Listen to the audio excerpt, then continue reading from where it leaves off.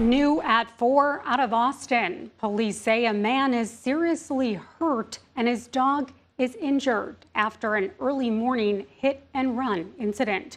Officers say at nearly 1 in the morning, a 65-year-old man was walking two dogs along East Oakland Avenue when a driver hit the man and one of the dogs before fleeing the scene. The man has been taken to Mayo Clinic with significant injuries, and one of his dogs is receiving veterinary care but is expected to recover. Austin police are still working to identify the driver and are asking anyone with information to contact the department.